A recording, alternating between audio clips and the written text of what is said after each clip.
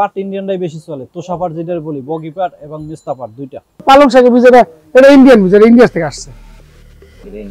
ঢাকার সিদ্দিক বাজার দেশের সর্ববৃহৎ পাইকারি বীজের বাজার। সারা দেশে এখান থেকেই বীজ কিনে থাকে কৃষক ও ব্যবসায়ীরা।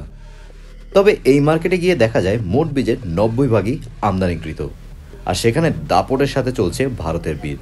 বর্তমানে ভুট্টা চাষের মৌসুম, আর এই ভুট্টা চাষের জন্য কৃষকদের একমাত্র পছন্দ ভারতের বীজ। ফলন বেশি হওয়ার পাশাপাশি সহজলভ্য হওয়ায় ভারতের বীজের চাহিদা বেশি। বা ইন্ডিয়ার বীজের মধ্যে আপনার ভুট্টা বীজ ফলন বেশি হয়। আমাদের দেশে যে ভুট্টা বীজ উৎপাদন হয় তাতে ফলন কম, এবং চাষিরা আপনার লাভবান হয়। এই জন্য আমাদের দেশে বীজ চাষিরা পছন্দ করে না। আর দামে অনেক পার্থক্য, ইন্ডিয়ান বীজের দাম বেশি, তারপরেও তারা কিনে। এবং আপনার ভুট্টা আপনার বিঘায় ফলন হয় 50 থেকে 60 মণ, আর আমাদের দেশে এটা হয় 25 থেকে 30 মণ। এদিকে শাকসবজি থেকে শুরু করে ফল সবকিছুতেই ভারতের বীজের সয়লাভ। ইন্ডিয়ান বীজ, ইন্ডিয়া থেকে আসছে। দেশি বীজটা আমাদের এখানে নাই। দেশি তরমুজ হয় না, না না না তরমুজ, ফুলকপি, বাঁধাকপি আমাদের দেশে হয় না। ইন্ডিয়া, থাইল্যান্ড, জাপান, বাঁধাকপি, ফুলকপি ম্যাক্সিমাম জাপানে। পাট উৎপাদনে বাংলাদেশ প্রথম হলেও 90% পাট বীজ আসে ভারত থেকে। ফলে ভারতের উপর নির্ভরশীল হতে হয় বাংলাদেশের কৃষকদের। পাট ইন্ডিয়ানটাই বেশি চলে, তোষাপাট যেটা বলি, বগি পাট এবং মেস্তা পাট দুইটা। জি, জলমেস্তা যেটা বলা হয়। বেশি আমাদের আছে যেটা, ওটা সুতি পাট বলে আমরা, তিতা পাট যেটা ওটা বলি, ওটা এখানে খুব কম চলে। আর তোষাপাটটা ইন্ডিয়া থেকেই আসে।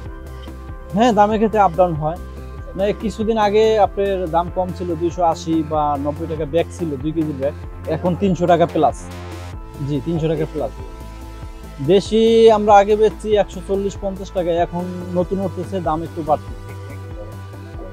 ওটা শাকের জন্য বিক্রি হয়, তো পাটের জন্য খুব কম করে, শাকের জন্য বিক্রি হয়।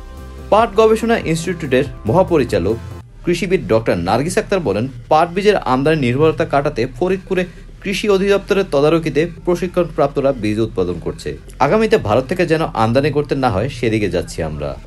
ফলাফলটা দেখে সেই কারণে আমরা দেখতে আসছিলাম এটা পারফরমেন্সটা কি। আমরা এখানে নিজেরাও সন্তুষ্ট হচ্ছি, বুঝতে পারছি যে ভালো ফিল করছে, তার বেতন প্রক্রিয়াটা আমাদের কাছে ভালো জানাচ্ছে। বর্তমানে দেশে বীজের বাজার 10,000 কোটি টাকারও বেশি, যার 53% বেসরকারি খাত থেকে মিটে। তবে এদের অধিকাংশই বীজ আমদানি নির্ভর।